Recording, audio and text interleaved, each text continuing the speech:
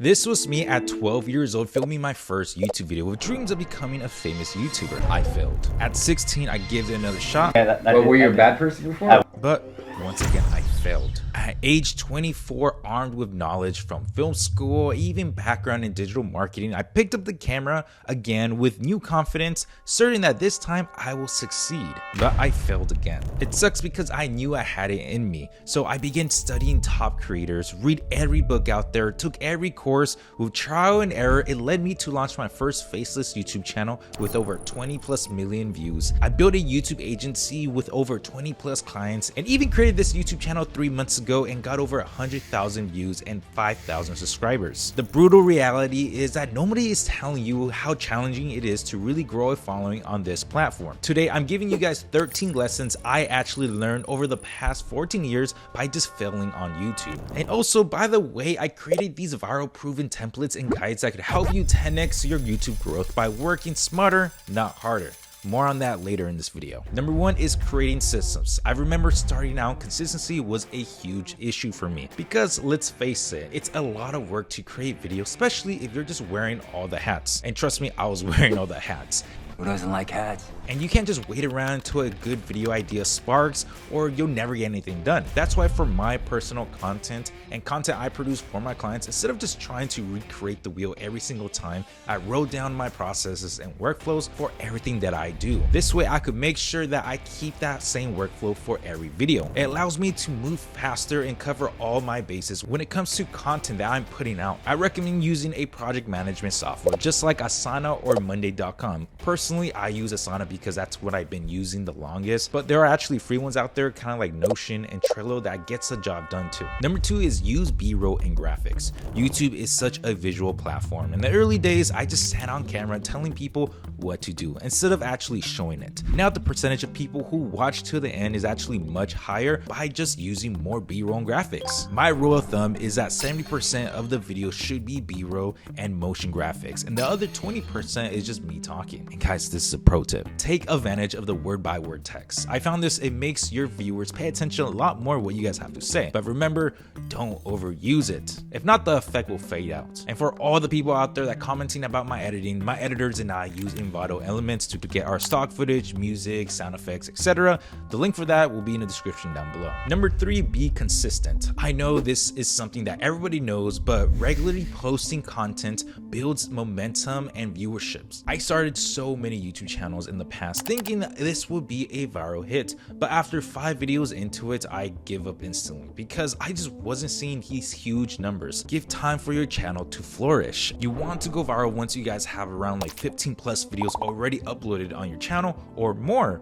And that is because your new viewers are going to binge watch your previous videos, therefore increasing your subscriber rate. Rather than your first video going viral and you have no catalog of videos on your channel and your new viewers won't trust you enough to subscribe. Number 4, a transformational story. This is one good video idea that will never go out of style because humans love a transformational story. As you can already tell by the hook of this video, I showcase footage of me at 12 years old to where I am now and the lessons I learned throughout the journey. I even made a before and after video of a window installation for my client in a construction niche, and it did really well. I guarantee you, whatever niche you guys are in, there's a transformational story in there that's waiting to be told, and surprisingly, it will perform pretty good. Number 5 is start out with a hook. Going viral YouTube is all psychology, guys. The first thing people will see is your thumbnail and your title. If you guys pique their curiosity enough, they will watch the first 30 seconds of your video. And within those first 30 seconds,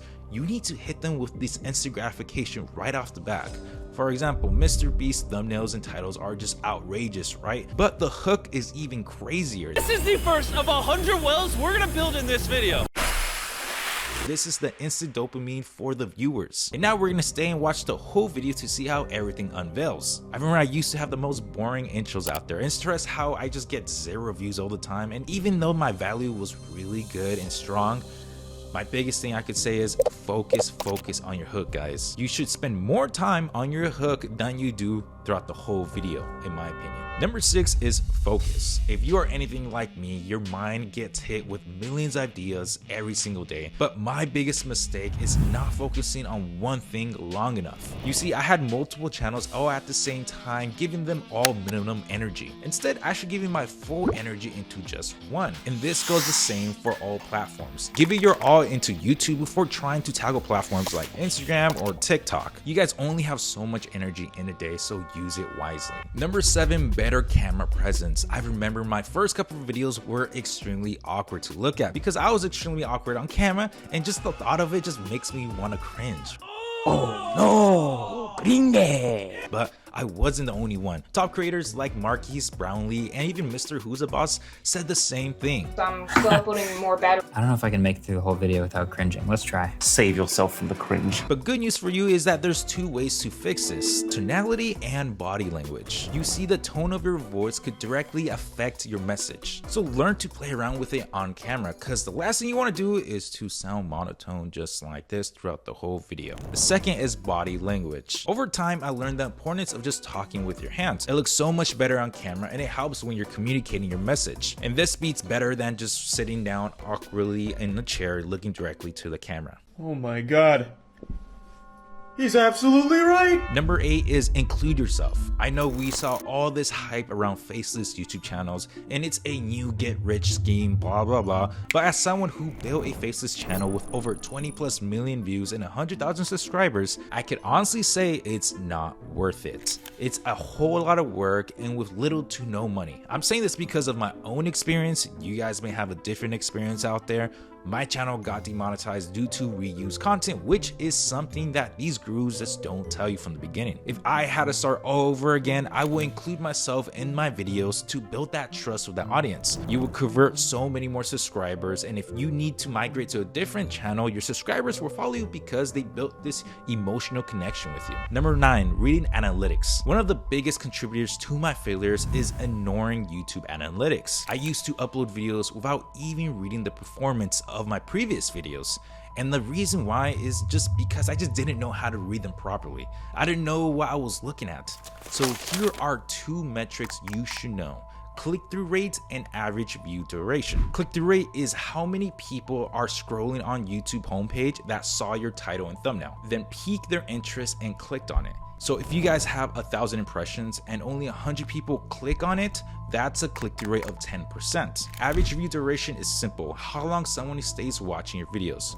For example, if your video is 10 minutes long and people stay watching only 9 minutes, that is a 30% average view duration. If you have a low click-through rate, that's a sign that your thumbnails and titles suck. If you have a low average view duration, that means people are getting bored and clicking out fast. Using this data, you could test and improve your next couple of videos. Number 10, provide real value. When I first started creating educational content online, I made videos that I thought were valuable because that's what everyone like Gary Vee was telling us to do. But that was my biggest mistake. Instead, I should have made videos that the audience / the market thinks are valuable, not me. That's why it's super important to do your research about your niche. This will give you data on your audience and what they like to watch. More on this topic later in this video. Number 11 is starting an email list. Collecting emails is a huge thing if you are an educator or have a business.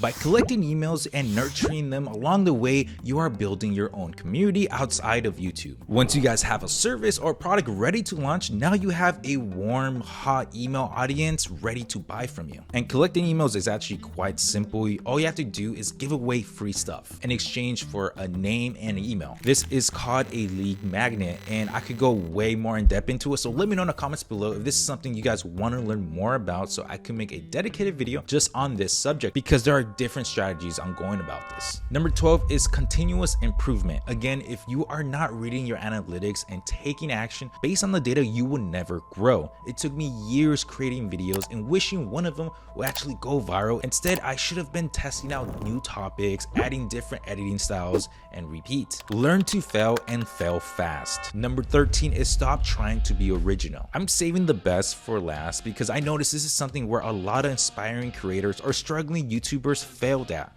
including myself when I first started. I spent weeks crafting a video to make it just perfect, only to get seen by no one. This advice is kind of like the lesson 10 by providing real value, is to research topics and ideas that are already performing well. Because if you guys have the best lighting, the best camera presence, and awesome editing, but that doesn't mean anything if no one cares about your idea or even if your script sucks. And you fix this by studying what your audience wants to see. Make a list of the top creators in your niche and see what videos are performing well for them. Creators like Mr. Beast are perceived as this creative genius, but in reality, he took ideas that are already working, but he made it even better. For example, in his videos titled I Spent 50 Days Buried Alive, actually came from a YouTuber called Dorata. On his video titled Can You Escape Being Buried Alive, Mr. Beast took that great idea and transformed it into this viral sensation. Researching my video ideas is something that I wish that I started in the beginning of my journey. This is so simple, but yet so overlooked by so many people. So much so that I got tired of repeating myself to my clients, so instead I made something called the Creative Spark Toolkit that includes 350 viral proven hooks for short form content. You guys have access to over 100 hours of research on viral content to discover what makes videos perform well. 35 viral YouTube thumbnails, explore 35 types of YouTube thumbnails, analyze to help generate fresh ideas and create engaging content. Viral script template, create viral YouTube content with ease with our templates and systematic production process with no professional writing necessary. And lastly is exclusive video tutorials. Learn how to maximize your productivity with our step-by-step guides, effectively scaling your YouTube script creation. Originally, this is something exclusive just for my clients that I work with, but since I know this topic will pop up in this video, it will be a disservice on my end if I don't share this with you guys. For the people who are interested in this, the link will be in the description. These are the types of resources I wish I had when I first started my YouTube journey. To this day, I still use them every single day. If you're interested in using AI to make killer videos but don't know which software to use, I collected the top 13 AI tools for videos that no one is using just yet. You could watch that right here.